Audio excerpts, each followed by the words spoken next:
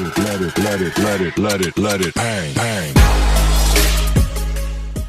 Friend, welcome to my YouTube channel. दोस्तों, आज के इस वीडियो में रिलेशन और फंक्शन के बेसिक के बारे में हम लोग जानेंगे।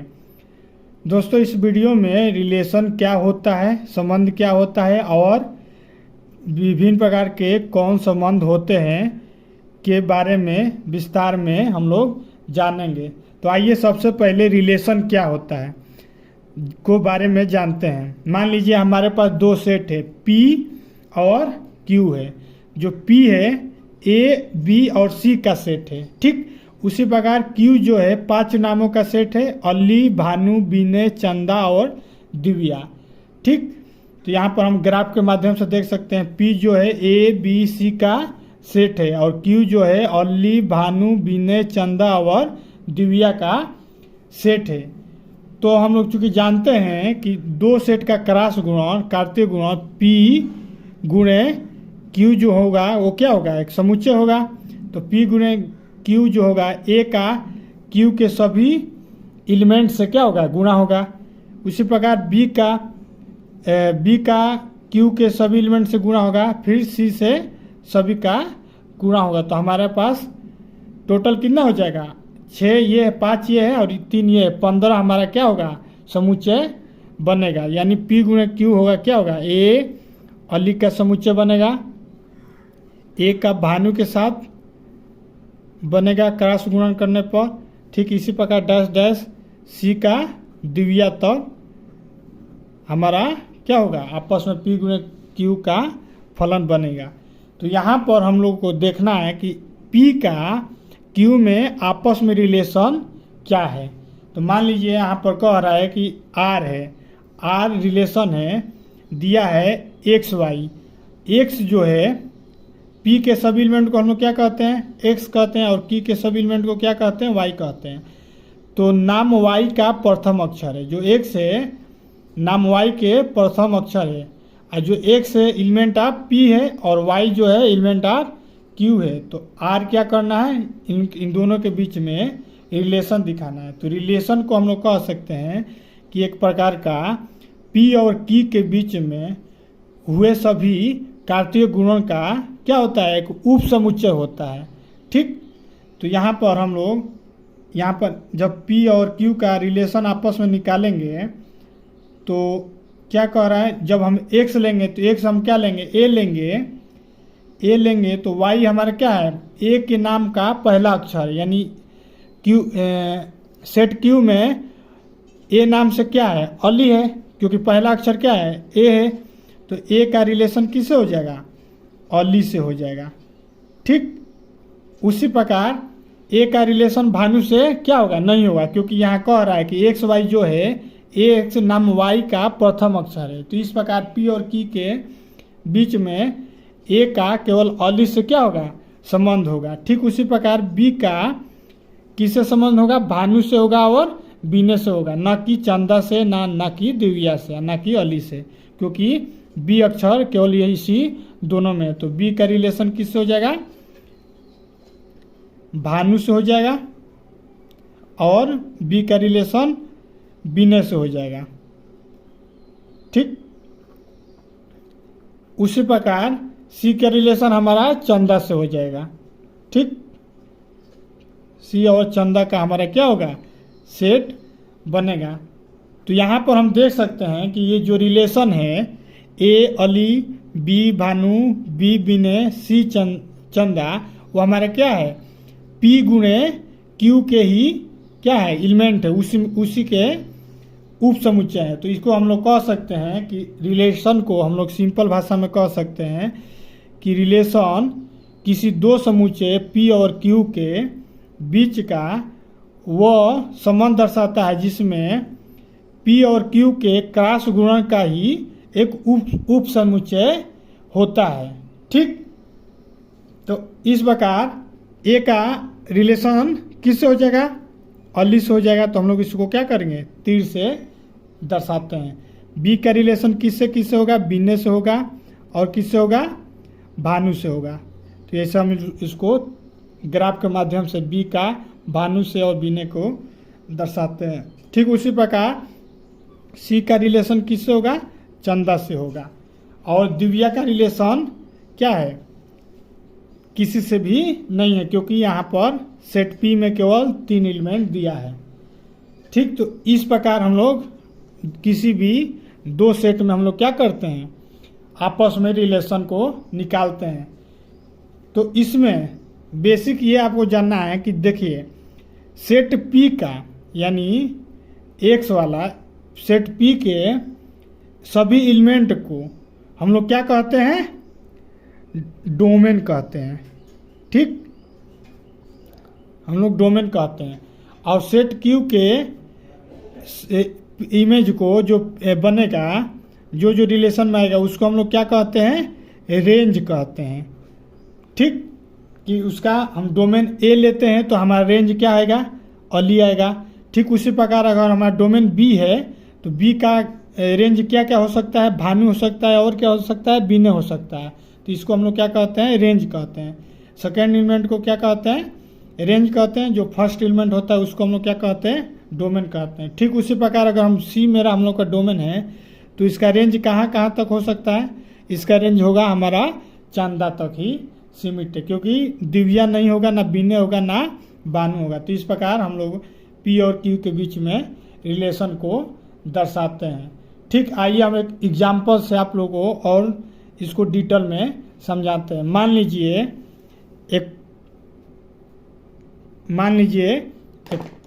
एक सेट है, सेट ए है। ठीक, ए में कह रहा है कि एलिमेंट है 1 2 3 4 5 और 6, 1 से लेकर 6 तक के उसमें एलिमेंट है। ठीक, तो कह रहा है कि एक रिलेशन दिखाइए। ठीक, एक रिलेशन दिखाइए किसका? एक्स और वाई का, जहाँ पर सेमी, इसको क्या कहते हैं हम लोग? सेमी कॉलन कहते हैं। और ये एलिमेंट है, ई लिखा रहता है, इसको हम ई का मीन्स क्या होता है? एलिमेंट ऑफ होता है, मतलब उसके क्या होते हैं? अवयव होते हैं। ठीक, तो एक्स और वाई का क्या है? सेमी कॉलन है, जहाँ पर वाई जो है, वाई की वैल्यू क्या है? एक्स प्लस 1 है। ठीक, तो हम लोग को क्या करना है? रिलेशन को ज्ञात करना है। किसके लिए? सेट ए के लिए। तो हम लोग को क्या करना है? रिलेशन ज्ञात करना है ए का। ए में ही हम लोग को क्या करना है? ए का ए से ही हम लोग को क्या करना है? आर रिलेशन ज्ञात करना है। तो हम लोग जब ए का ए से ही ज्ञात करेंगे और आर इक्वल टू दिया है एक्स और वाई, और जो वायु है, वायु क्या है? एक्स प्लस 1 है। तो आपस में जब हम ए का ए में रिलेशन दिखाएंगे तो हमारा रिलेशन आर क्या बनेगा? अगर 1 लेंगे हम, यहाँ से x की वैल्यू 1 लेंगे तो x दिया है, तो x क्या है मेरा? 1 है। तो y हमारा क्या होगा? y इक्वल टू दिया है x प्लस 1, तो ये y हमारा क्या हो जाएगा? 1 प्लस 1 2। ठीक, उसी प्रकार अगर a से 2 को लेंगे तो हमारा y क्या बनेगा? x प्लस 1 बनेगा, यानी 2 प्लस 1, यानी हमारा हो जाएगा 3 हो जाएगा। ठीक, उसी प्रकार अगर हम 3 लेते हैं तो हमारा ये y क्या हो गया? y हो जाएगा 4 हो जाएगा। ठीक, उसी प्रकार अगर हम 4 लेते हैं तो हमारा y क्या हो जाएगा? 5 हो जाएगा। अगर हम लोग 5 लेंगे तो y हो जाएगा 6 हो गया। अगर हम लोग इसमें से 6 लेते हैं एक एलिमेंट में से तो हमारा y का क्या हो जाएगा? वैल्यू 7 हो जाएगा। तो ये बताइए, a में 7 दिया नहीं है तो क्या होगा? आपस में तो ये रिलेशन बनाएंगे नहीं। तो इस प्रकार से क्या होगा? a का ये 1 2 3 4 5 आर के 5 रिलेशन बनेंगे। आइए हम इसको ग्राफ से अच्छी तरह समझ लीजिए। मान लीजिए हमारा ये दिया है सेट ए। ठीक, ए दिया है 1 2 3 4 5 6, और इसका सेट ए ही में, किसमें? ए में ही 1 2 3 4 5 6 7, सेट ए का ए में ही क्या करना है? रिलेशन दिखाना है। लेकिन जो एक्स है और जो वाई है, वाई क्या है? एक्स प्लस 1 है। वाई इक्वल टू क्या है? एक्स प्लस 1 है। तो मान लीजिए अब जब हम यहाँ पर 1 लेंगे तो हमारे वाई की वैल्यू क्या हो रही है? 2 आ रही है, यानी एक का रिलेशन क्या हो रहा है, 2 बनना है। ठीक उसी प्रकार अगर हम 2 ले रहे हैं तो 2 का रिलेशन किससे बनेगा, 3 से बनेगा। उसी प्रकार अगर 3 लेंगे तो 3 का एलिमेंट रिलेशन किससे बनेगा, 4 से बनेगा। ठीक, अगर 4 लेंगे तो 4 का रिलेशन किससे बनेगा, 5 से बनेगा। अगर 5 लेते हैं तो 5 का रिलेशन किससे बनेगा, 6 से बनेगा। ठीक, अब देखिए इसमें 7 तो दिया नहीं है। अगर हम 6 लेते हैं तो 6 लेंगे तो y हमारा क्या हो जाएगा, 7 हो जाएगा, लेकिन a में 7 तो दिया नहीं है। तो इस प्रकार से हमारा टोटल कितना रिलेशन बनेगा, 5। a का सेट a में ही 5 रिलेशन बनेगा। तो अब देखिए सेट a के सभी एलिमेंट को हम लोग क्या कहेंगे, डोमेन कहेंगे। ठीक, कि हमारा डोमेन क्या है, 1 है, 2 है, 3 है, 4 है, 5 है। ठीक, क्योंकि 6 का उससे आपस में कोई रिलेशन नहीं है, तो हमारा क्या है, 1 से लेके 5 तक का क्या है, डोमेन है। ठीक उसी प्रकार हमारा रेंज क्या, जो रेंज आ रहा है सेट ए का दूसरे में जो रिलेशन दिखा रहा है वो क्या दिखा रहा है, 2 दिखा रहा है, 3 दिखा रहा है, 4 दिखा रहा है, 5 और 6। ये हमारा क्या हो जाएगा, रेंज हो जाएगा। हम डोमेन क्या है, 1 से लेके 5 ले, और रेंज क्या है, 2 से लेके 6 ले। इसमें एक क्या है, रेंज में हमारा नहीं है। उसी प्रकार इसमें 6 क्या है, डोमेन हमारा नहीं है। तो इस प्रकार से हम लोग किसी भी सेट में क्या करते हैं, रिलेशन को हम लोग दिखाते हैं। अब आइए हम लोग टाइप के बारे में जानते हैं कि कितने प्रकार के ये रिलेशन होते हैं। ठीक, देखिए टाइप ऑफ जो होते हैं रिलेशन मुख्यतः 5 प्रकार के होते हैं। कौन होते हैं, रिक्त संबंध, सार्वत्रिक संबंध, यूनिवर्सल संबंध उसको कहते हैं, या समतुल्य संबंध या रिफ्लेक्टिव संबंध। चौथा होता है सममित संबंध या सिमेट्रिक संबंध, और पांचवा क्या होता है, सकारात्मक संबंध या ट्रांजिटिव रिलेशन। ठीक, एक छवा भी होता है, उसको हम लोग क्या कहते हैं, तुल्यता संबंध कहते हैं या इक्विवेलेंस कहते हैं। इक्विवेलेंस क्या होता है, वह संबंध जो समतुल्य संबंध भी हो, सममित संबंध भी हो और सकारात्मक संबंध भी हो। अगर तीनों संबंध रहता है तो उसी को हम लोग क्या कहते हैं, इक्विवेलेंस संबंध कहते हैं। तो यहाँ पर पहला हमारा कह रहा है कि इम्पर्टी संबंध। तो देखिए इम्पर्टी संबंध हम लोग उसको कहेंगे रिक्त संबंध, यदि कोई सेट ए दिया है, ए कोई सेट दिया है, ए का मान लीजिए ए का एलिमेंट दिया है A1 A2 दिया है। ठीक, तो हमारा जो रिलेशन होगा क्या होगा, रिक्त होगा। आर ए का ए से रिलेशन जो होगा क्या होगा, हमारा इम्पर्टी होगा। कोई एक भी एलिमेंट आपस में क्या होंगे, रिलेशन में नहीं होंगे, तो उसको हम लोग क्या कहते हैं, इम्पर्टी रिलेशन कहते हैं। ठीक उसी प्रकार मान लीजिए हमारा A1 A2 और A3 3 एलिमेंट है किसका, सेट ए का। ठीक, तो उसको हम यूनिवर्सल रिलेशन कब कहेंगे, यूनिवर्सल रिलेशन कब कहेंगे, जब आर में आर जो होगा सेट ए का क्या होगा, सभी एलिमेंट क्या होंगे, आपस में क्या होंगे, सभी एलिमेंट रिलेशन में होंगे, तो वो क्या कहलाता है, यूनिवर्सल कहते हैं। मतलब ए के सभी एलिमेंट ए गुना अगर सेट ए का रिलेशन दिखाएंगे तो ए के सभी एलिमेंट दूसरे के ए में, ए का ए में अगर रिलेशन हम लोग दिखाएंगे तो सभी एक एलिमेंट दूसरे के एक एलिमेंट में होंगे, तो उसी को हम लोग क्या कहते हैं, यूनिवर्सल संबंध कहते हैं। ठीक उसी प्रकार रिफ्लेक्सिव संबंध क्या होता है, मान लीजिए हमारे पास A1 और A2 क्या है, एलिमेंट है, इसको क्या कहते हैं, एलिमेंट कहते हैं, मतलब अवयव है किसके, सेट ए के हैं।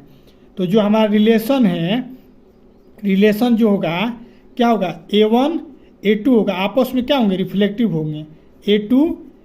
A2 होगा, मतलब एक दूसरे एक ही एलिमेंट बार बार क्या होंगे, आपस में दोनों में बराबर आएंगे, तो उसी को हम लोग क्या कहते हैं, रिफ्लेक्टिव करते हैं। स्वतः स्वयं का ही वो आपस में संबंध दिखाएंगे, एक एलिमेंट अपना खुद से संबंध दर्शाता है, उसको हम लोग क्या कहते हैं, रिफ्लेक्टिव या समतुल्य संबंध करते हैं। जैसे A1 का ए से रिलेशन, A2 का A2 से रिलेशन, और मान लीजिए A3 दिया तो A3 का A3 से एलिमेंट रिलेशन, तो उसको हम लोग क्या कहते हैं, समतुल्य संबंध कहते हैं। उसी प्रकार सममित संबंध को समझने के लिए समझ लिए, मान लीजिए A1 और A2 ही क्या है, हमारा सेट ए का एलिमेंट है, तो ये रिलेशन क्या कहलाएगा, जब सममित रिलेशन कब कहलाएगा? जब A1 का A2 से संबंध हो।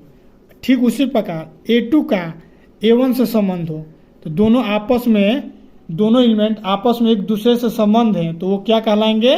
सिमेट्रिक संबंध कहलाते हैं। मतलब ए का दूसरे एलिमेंट से संबंध और दूसरे का पहले से संबंध, दोनों का आपस में संबंध है, तो मतलब उसको हम लोग क्या कहते हैं? सममित संबंध कहते हैं। ठीक उसी प्रकार ट्रांजिटिव संबंध ये होता है कि मान लीजिए A1, A2 और A3 क्या है?